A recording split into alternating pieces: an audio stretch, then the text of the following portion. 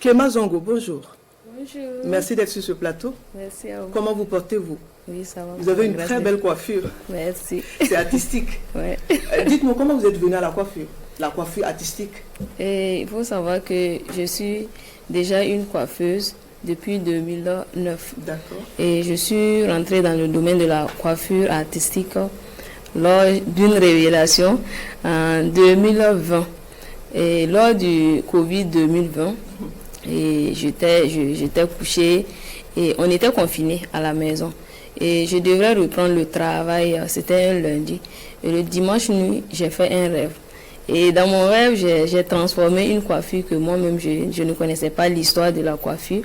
Et quand je me suis réveillée, l'image est restée dans ma tête. Et quand je suis arrivée au salon, et j'ai appelé une de mes collègues, demandé si c'était possible que je réalise la coiffure sur sa tête. Et bien évidemment, elle a accepté.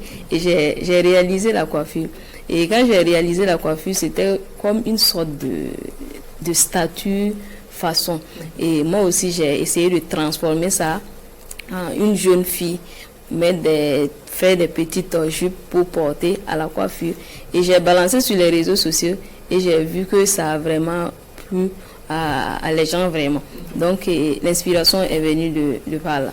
Et quand c'est parti comme ça, les gens ont commencé tout de suite à vouloir se faire ce genre de coiffure sur leur tête? Non. Il faut savoir que chaque semaine, j'essayais vraiment, beaucoup d'images venaient dans ma tête. Et moi-même, je me disais que, ça là, je n'allais pas devenir folle par hasard. Parce que si on me disait en 2018, 2019 même de faire une coiffure artistique, j'allais demander, c'est quoi une coiffure artistique? Et quand vous êtes venu, vous saviez que c'était une coiffure artistique? Et non. Non, vous n'avez pas encore vu de coiffure artistique quelque part, non, j'avais vu déjà des coiffures artistiques. Mais Jean me dit de réaliser une coiffure artistique. Ça vous semblait incroyable? Non, incroyable. Et donc, c'était comme ça. Et je suis plus spirituelle, donc j'ai commencé vraiment à prier à ce que Dieu vraiment me donne ce don, si c'est vraiment un don que Dieu, parce qu'il avait déjà parlé, c'est un don vraiment, qu'il me donne ce don-là. Et là, c'est venu comme ça. Je peux être là assise et peut-être voir un micro comme ça. Et l'image vient et je réalise la chose. Donc, c'est vraiment une don de Dieu. D'accord. Et c'est vous qui avez réalisé les coiffures? Ça a été dit dans le reportage, à l'ouverture? Oui, à l'ouverture du FESPACO. Du FESPACO. Oui. C'était une expérience, là? C'était la première? Oui, c'était ma première fois de travailler sur un projet comme ça. FESPACO, c'était énorme. Et il faut savoir qu'on m'a contacté à 12 jours du FESPACO. Wow.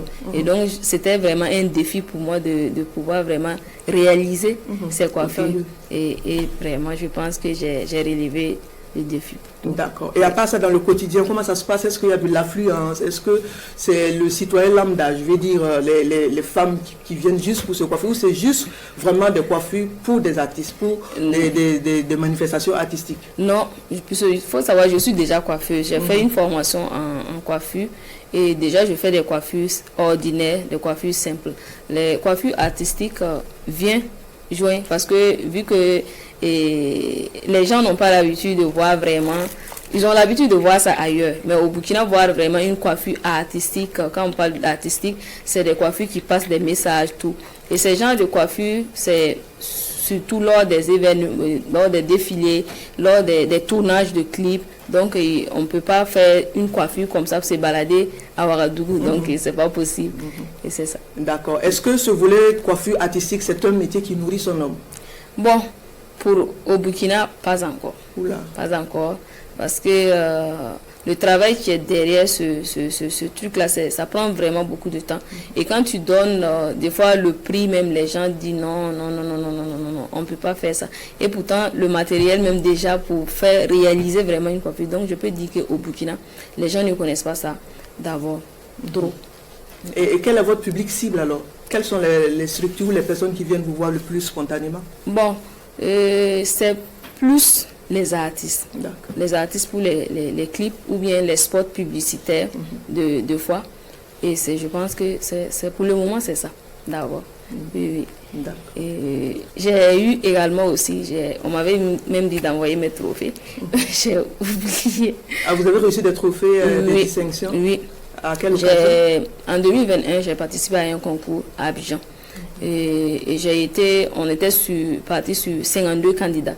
Et Dieu par sa grâce m'a fait, j'ai été retenue 3e et j'ai eu le trophée de bronze. En 2014 également, j'ai été meilleure coiffeuse africaine au BIFA. Et donc, voilà pour les moments. Est-ce que vous avez des projets, des perspectives toujours dans le sens de la coiffure artistique? Oui, j'ai des projets. Mon projet futur, c'est de vraiment ouvrir une centre de formation et dans le domaine de la coiffure artistique, parce que quand on parle de coiffure artistique et coiffure africaine, c'est deux choses différentes. Donc pour pouvoir vraiment transmettre ce savoir-là à mes jeunes frères et à mes jeunes sœurs qui veulent vraiment embrasser le métier de la coiffure. Je vous remercie Clémence Zongo. Donc voilà, merci d'être passé pour cet entretien, pour nous édifier davantage sur l'activité que vous menez.